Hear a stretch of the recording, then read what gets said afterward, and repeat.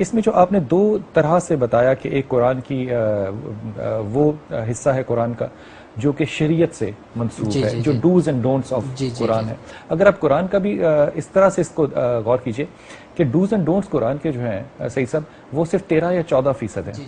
وہ جو باقی 85% سے زیادہ کا حصہ ہے قرآن کا وہ بنیادی طور پہ میٹافر، میٹافزکس اور فلسفے کے اوپر بنیاد کرتا ہے. کیا آپ یہ تقسیم کر رہے ہیں یا آپ کوئی اور ایسی بات کہہ رہے ہیں کہ جو قرآن میں نہیں لکھی ہوئی؟ نہیں جی، ہم اپنے سلوک و تصوف کی بات جب کرتے ہیں ہم یہ کہتے ہیں کہ قرآن عظیم الشان کو اللہ رب العزت نے تبیانا لکل شیء فرمایا.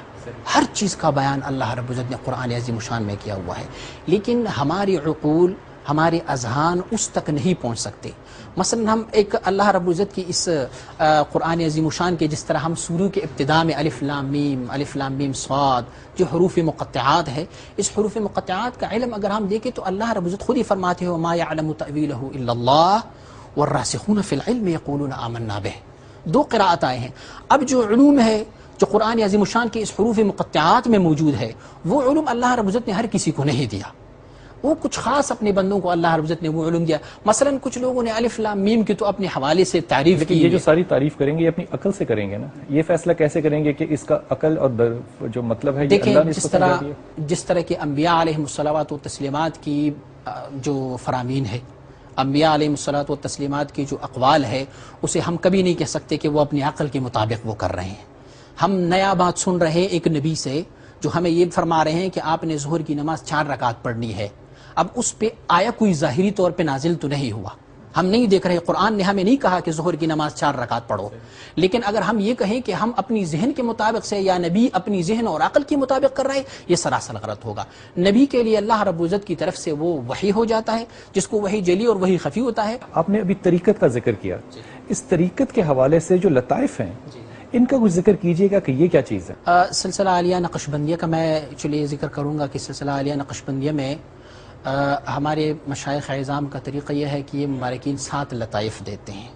اس میں سے پہلا لطیفہ جو ہے وہ قلب کا ہے. اب قلب کو میں کیسے ثابت کر سکتا ہوں؟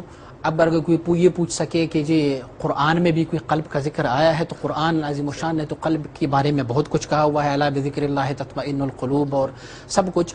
قلب جو ہے وہ پہلا سبق ہے سلسلہ عالیہ نقشبندیہ کا، جو بائیں پستان سے 2 انگل نیچے ان کا مرکز ہے. اور اس قلب کا ایک اصل بھی ہوتا ہے. حدیث شریف میں ہے الا ان فی الجسد مضغۃ اذا صلحت صلح الجسد كله واذا فسدت فسد الجسد كله الا وهي القلب. حضور اکرم صلی اللہ علیہ وسلم فرماتے ہیں کہ انسان کے جسم میں گوشت کا ایک لوتھڑا ہے، اگر یہ لوتھڑا صحیح ہوا، سالم ہوا تو پھر سارا جسم جو ہے وہ صالح ہو جاتا ہے، اور اگر یہ فاسد ہوا تو پھر سارا جسم جو ہے وہ فاسد ہو جاتا ہے. اور آقا صلی اللہ علیہ وسلم نے فرمایا کہ وہ کیا ہے؟ الا وہی القلب، وہ قلب ہے. اور دوسری حدیث شریف میں ہے رسول اکرم صلی اللہ علیہ وسلم بارے فرماتے ہیں کہ الشیطان جاسم علی قلب بنی آدم، شیطان نے اپنی چنگل انسان کی قلب کے اوپر لگائے ہوئے ہیں. لیکن یہ قلب اذا ذکر، جب وہ یہ قلب ذاکر ہو جاتا ہے تو خنس شیطان بھاگ جاتا ہے. وہ اذا غفل، اور جب یہ قلب غافل ہو جاتا ہے تو وسوسہ، پھر شیطان اس پہ وسوسے ڈال جاتے ہیں. پہلا سبق ہمارے سلسلہ عالیہ نقشبندیہ کا لطیفہ قلب ہے. اسی قلب کو اس سالک مرید کو بتایا جاتا ہے یہ قلب جاری کیسے ہوگا، جو قلب کیسے جاری ہوگا اسے بتاتا رہتے ہیں کہ یہ یہاں پہ گوشت کا ایک لوتڑا ہے. دیکھیں ایک اس قلب کی یہ حیت ہے، ایک اس قلب کی اصل ہے جو ہمارے مشائخ اعظام نے فرمایا ہوا ہے کہ اس قلب کا ایک اصل ہوتا ہے جو عرش عظیم الشان سے فوق ہوتا ہے. اس کو ہم کہتے ہیں مضغہ، یعنی گوشت کا ایک لوتڑا. اور جو قلب سلیم ہے جو قرآن نے جس کا ذکر کیا ہوا ہے، وہ قلب جو اصل ہے اس قلب کا وہ عرش عظیم الشان سے فوق ہے، کیونکہ اس لطائف کو عالم امر کے لطائف کہتے ہیں. یعنی عالم امر جو کہ اللہ رب العزت نے لفظ کن سے پیدا فرمایا ہوگا. یہ لطیفہ قلب جب ذاکر ہو جاتا ہے تو چونکہ یہ قلب انسان کی جسم کا بادشاہ ہے، جب کسی مملکت کا، کسی سلطنت کا بادشاہ وہ جب صالح ہو جاتا ہے تو پھر رعایا خود بخود صالح ہو جاتا ہے. ایک قلب ہو گیا. اگلا سبق ہمارا جو ہے لطیفہ روح ہے، وہ دائیں پستان سے 2 انگل نیچے ان کا موضوع ہے. اور اللہ رب العزت رسول اکرم صلی اللہ علیہ وسلم بارک کو فرماتے ہیں کہ وَيَسْأَلُونَكَ عَنِ الرُّوحِ، آپ سے پوچھ رہے ہیں روح کے بارے میں. روح کیا ہے؟ قُلِ الرُّوحُ مِنْ أَمْرِ رَبِّي، کہہ دو یا رسول اللہ صلی اللہ علیہ وسلم کہ یہ روح جو ہے یہ میرے پروردگار کے امر کن سے پیدا ہوا ہے. اور وما یعلم تاویلہ الا اللہ کا جو میں نے پہلے ذکر کیا کہ جو اللہ رب العزت کی کچھ ایسے حروف مقطعات پہ موجود ہے جو اللہ رب العزت کی جس کا علم اللہ نے کچھ خاص بندوں کو دیا ہوا ہے، اس طرح اس روح کے علم کا بھی اللہ رب العزت نے فرمایا کہ آپ لوگوں میں سے بہت تھوڑے لوگوں کو دیا ہوا ہے۔ اب کچھ یہ لوگ بھی کہہ سکتے ہیں کہ دیکھو روح تو حضرت جبریل علیہ نبینا علیہ السلام کو بھی کہا جاتا ہے، ہاں روح الامین جس کو کہا جاتا ہے، یا روح عام لوگوں کی کانسیپٹ میں یہ ہے کہ روح اس کو کہتے ہیں جو سانس ہم لے رہے ہیں، جو سانس ہم لے رہے ہیں اس میں یعنی جس کی روح چلی جاتی ہے، ہم کہتے ہیں روح چلی جاتی ہے، نہیں، یہ روح وہ روح ہے یوم یقوم الروح والملائکۃ صفا لا یتکلمون الا من اذن له الرحمن وقال صوابا، قیامت والے دن انسانوں کی الگ صف ہوگی، ملائک کی الگ صف ہوگی، لیکن روح جو اللہ رب العزت کے امر سے پیدا ہوا ہے یہ ایک الگ جنس ہے، اس کا الگ صف ہوگا جب قیامت والے دن ہوگا۔ دوسرا سبق ہمارا اس لطیفہ روح ہے۔ تیسرا سبق جو ہے ہمارا سلسلہ عالیہ نقشبندیہ میں اس کو لطیفہ سر کہتے ہیں، یہ بائیں پستان سے 2 انگل اوپر اس کا موضوع ہے۔